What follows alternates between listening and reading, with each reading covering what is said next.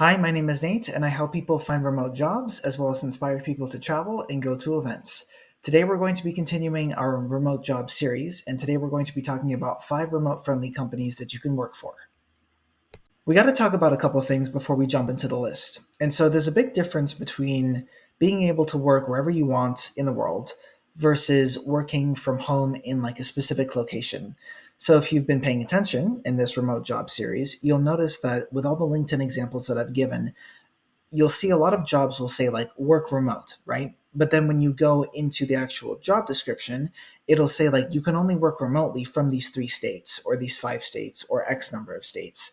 So that's kind of a very misleading theme that's going on right now in the whole remote job world, where all these companies will say like, oh, you can work remotely from wherever you want to. Then they say, wait, you can actually only work remotely from these locations and you're not allowed to go outside of your country if you want to go visit your mother or go on vacation or take a sabbatical and still want to work. So there's a big difference between being able to work remotely from a location and then being able to work remotely from anywhere in the world. But even with that second classification of being able to work no matter where you want in the world, there is a caveat to that. And it depends also on the company. I will freely admit that. But the thing is that with these companies that allow you to work anywhere in the world, you have to be able to meet specific time zone requirements that I've seen, like whether it's Europe or North America or Latin America, it doesn't matter. There's typically a core number of time zone hours that you have to be able to meet in order to do your work effectively. Or if you're super lucky, the company that you work for is asynchronous, which means that they have no meetings at all or very little as possible. So they just give you work, you do it, and that's it. So after saying all of that, there are 5 criteria pieces that I've just kind of come up with through general research and also reading a lot of articles, listening to podcasts. And so we'll go through the criteria through every example that I give today. We're talking about 5 companies in different areas. And so the first one is a good website. So typically you can tell if these, remember I talked about in previous videos about like fake job listings, especially with remote ones. So it's an unfortunate consequence, with the number of jobs kind of decreasing over time, the jobs that are fully remote out there can sometimes be a scam, and the HR people just collect your CV and keep you for future opportunities. So typically, you can tell if a company is posting fake job ads if the website is utter crud. Of course, this is not, what do they call it, like a general rule of thumb or whatever, but it is one of the criteria that you can use to sort of accurately judge if some of these companies are actually, posting legitimate ads. It's like, does their website look like it's from the 90s, basically? And if it is, then, chances are the job listings are fake. But if it's a nicely designed website through Wix or a professional web designer, then it's at least sort of legit. So the second is Glassdoor reviews. So for those of you who don't know, Glassdoor is a website that employees can write reviews on after I believe they leave or even during their tenure at these companies. They have a number of stars. Obviously, 5 out of 5 is awesome, 4 is good, 3 is average, 2 is bad, and 1 is just like, don't even apply. Number 3 is remote work culture. And so a lot of the companies that I'm going to show you today have literally in verbatim, they say, can work fully remotely from anywhere in the world, specifically written on their website. And that's how you know that these places will allow you to work wherever you want in the world, or at least in major areas like, let's say, Europe, America, Asia, etc. And then the fourth and fifth are kind of just more common sense ones. So the fourth are recent listings. Like, for example, if you're applying for a UX developer position that's posted 3 months ago, good luck. The chances are they just forgot to take the job posting down. And then the fifth is if you're specifically looking on LinkedIn, how many applicants have already applied for the job? If it's more than 200, and there is no set number for this, but just use common sense. If it's more than 200, good luck. Because think about it, you're going up against 200 people that probably are more qualified than you, have more experience, have more portfolios, and I'm not dissuading you from applying, but if you're going up against 200 people, it just grows by the day. So just think about that. And those are the 5 criteria that we're going to be using today in some sort of fashion. So before we jump into the first example, let me first explain how this is going to work. So I will be covering 5 companies every so often in addition to the various job titles per sector that I like to do, or job boards that'll cover maybe more specifically for the environmental science sector, which is what I'm in. But for these videos specifically, we're going to be covering 5 different companies that may or may not be in the same niche, like they'll be different, some are related to each other. And then we'll be using the criteria that I just listed in the previous slide in order to help you understand what I mean by the 4 criteria. And don't worry, I'll list these companies in the description below where you can actually take a look at these companies and apply if you're actually searching for a remote job. So the first one is called Celestia Labs. So they focus in blockchain and Web3 development. And so I can't actually show you a full rundown of the website because that would require me to record my screen and just kind of work through everything. And I haven't mastered the YouTube game to that point yet, but we'll get there eventually. But these are some screenshots that you can see. You can tell that Celestia has a very modern design to it. And then if you look on the right, you'll notice it'll say flexible and remote work environment. Now, some of the examples will literally say can work from anywhere in the world, but chances are if they say flexible and remote work environment, a lot of the positions that they're going to have are fully remote, which means you can work from anywhere. So that's just something to be aware of. So we've covered 2 so far: good website design, and then also friendly to remote work culture instead of not being at all. So our third criteria is Glassdoor reviews. And so the third criteria in this case may be a little bit of a red flag because Celestia Labs, according to the Glassdoor profile that I found, doesn't actually have any reviews except for maybe one piece of information which relates to salaries. So when you're doing your research, just be aware that if a company has Glassdoor reviews and if it doesn't, just do your own research because sometimes I found that some companies, like startups for example, they don't have any Glassdoor reviews because they're literally just starting out. So if you're into the whole startup hustle culture, just be aware that you may be skipping out on some really cool companies if you're just kind of using this criteria of Glassdoor review as a sole determiner and stuff like that. So don't necessarily use Glassdoor reviews exclusively, just use it in one tool of your arsenal to be able to judge whether or not you want to apply. So in this case, Celestia Labs doesn't have any Glassdoor reviews, but they had a good website design. They were friendly to remote work culture according to their website. And then they have 2 roles that are open today. Today is May 15th, which is already the middle of the month, which is crazy. And they have a marketing associate role, which is remote and full-time, and then also an ecosystem job board, which is also remote. So that just kind of goes to show you that this company embraces remote work culture. Of course, do your own research. Don't take my word for it, but this is just an example, and it's the first out of 5. Recharge payments is the second example that we're going to go through. They're based in the e-commerce niche, which is pretty cool. Their website was really well designed. I loved it. It was a very modern aesthetic design, which is cool, which fits their e-commerce brand as well. However, they have a better example of what I mean by remote-friendly work culture because they literally say remote first. So it says work where your life is, remote first company since 2014, enables our team to have more control, autonomy, etc. Obviously, I can't put the whole culture blog on this slide, but this is the best example so far of what I mean by a remote first company, and maybe I should have written that in verbatim on the slides beforehand. I might change it when I go back to upload this YouTube video, but this is what I mean. They are remote first, which means that they hire from anywhere in the world, and you can work from anywhere in the world at the same time. Super cool. So if you do the math on their career page, it looks like they have 20 or so jobs open across a wide variety of disciplines from engineering all the way to marketing. And then if you go on their Glassdoor profile, they have a 3.5-star rating out of 5, which is pretty good, I would say.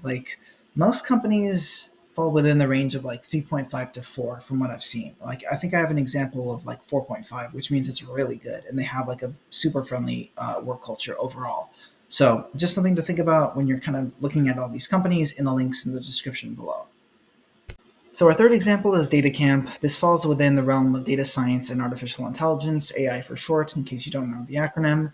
But their website was probably the best out of all 5 examples that I've seen, that we're going to cover today. Super modern, very informative, very easy to navigate, and they have really good benefits, competitive salary, which you got to be careful what that means half the time, but in this case, it might actually be worth their salt, which is an expression. And then they also kind of give you fully paid parental leave, a free lunch, and healthy snacks, depending on if they have an office location, international company trips, and then a personal development budget. So I didn't see a statement that said that they were remote first. You know what I mean? So this does imply that this company has, maybe of a hybrid more mindset when it comes to these jobs. But when we look at their career page, they do have some remote jobs, just FYI. So there wasn't enough space to fit the Datacamp careers page because they have a lot of open roles. A lot of them are contractor roles, so just be aware of that when you're applying for jobs because like I know people kind of differ depending on like what their job hunt is. So like some people are searching for permanent roles, part-time, contractor, it just depends on what your goals are. But their Glassdoor profile is 2.4 stars, a lot of reviews, 95, which is a good sample size, 35 jobs. And then one thing about Glassdoor that I didn't mention previously is that what's great about this website is that they actually they request that you post the salary details of the positions that you are looking into, which is super cool because when you're kind of doing your market research and trying to figure out like what you're worth, you can look at Glassdoor and search up data analyst on Datacamp, their Glassdoor profile, and figure out like what they're paying market rate. Because there's a thing nowadays where when you're job hunting, right, you need to be able to know what your market worth is. And that's super important when you're going for interviews. And that's exactly what I've learned over the past couple of years, accumulating more job experience, is that sometimes, like, for example, you'll see the salary range on a lot of these websites, and they'll be like, oh, for example, we're paying a data analyst like 90 grand to 110K, right? And then in the interview, they'll be like, well, what are you looking for? So, like, in those scenarios, you would kind of reflect the question back at them and you would say, like, well, what's your budget? Because I know what my worth is. I've done my market research with Glassdoor, some other websites that I can also go into as well. And I'm actually worth 120. And then the recruiter might be like, wait, okay, well, that was an estimate. Like, we're actually, only able to pay like 100. So then it's not worth your time to go through the rest of the interview process. Not saying that that's specifically the case for Datacamp, but just as an example. And then one thing that not a lot of companies do is actually show you what the interview process is. And that's why I wanted to put this on the slide instead of showing you the careers page. So you can see that this is a pretty long-winded interview process. We're talking 4 weeks in total.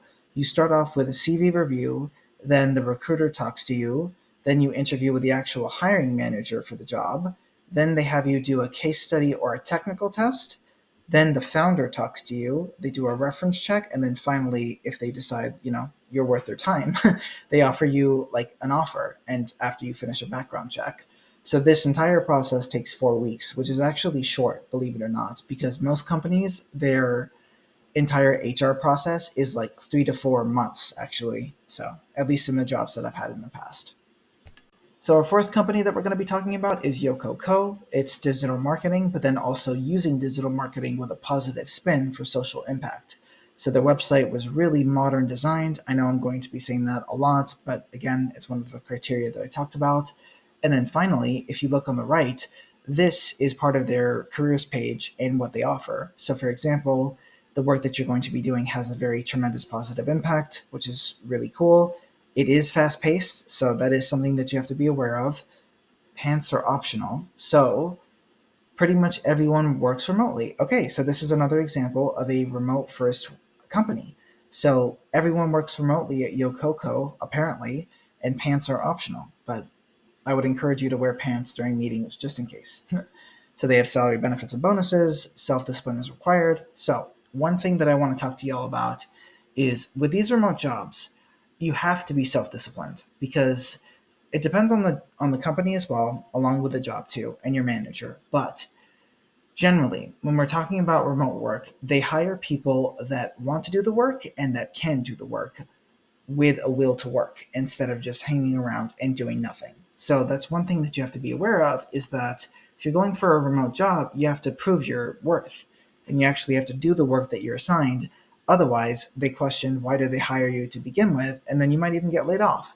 So again, self-discipline is very important, but that's any job in a nutshell. And that's an irony also coming from me in some respects. Not to say that I don't work, but At the same time, everyone has varying degrees of self discipline. Like, I won't lie to you and say that, like, I have the best work ethic in the world, because I don't. Like, I have days where I'm burnt out. I have days where I cry because I don't want to do the work anymore, but I still do it to some effect. And then I just finish it off, like, during the weekend or during the rest of the week. So don't blame me. I'm human. Okay.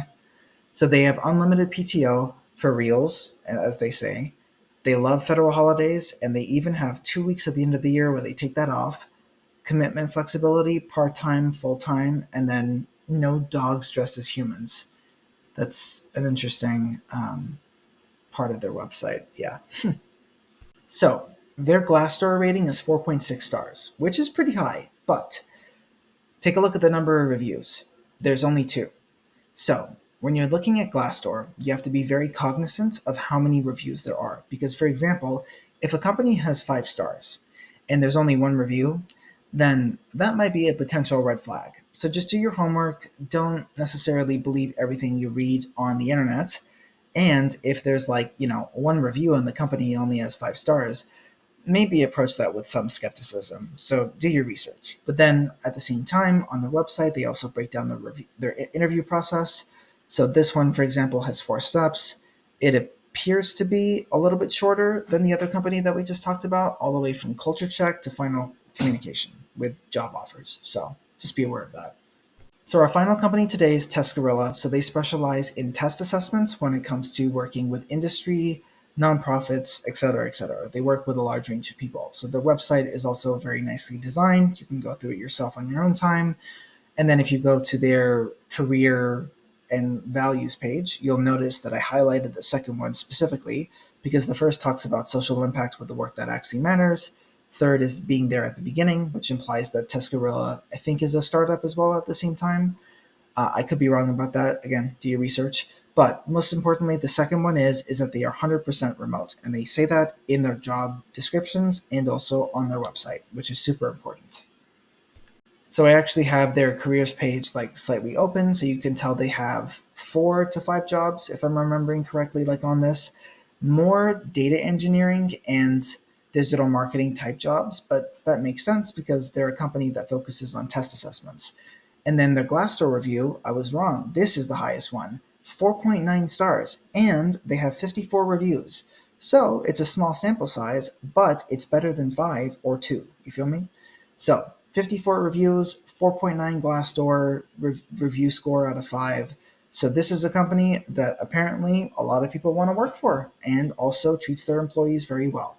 So those were 5 companies. We covered how to use the different criteria to judge their website, to go on Glassdoor, read the reviews, look at the number of stars, try to see if their job listings are recent. Sometimes, I will admit, it is very hard to tell if you're just using their website, but sometimes they say like, oh, this was posted in like, February of 2024, or this was posted recently. So just do your research.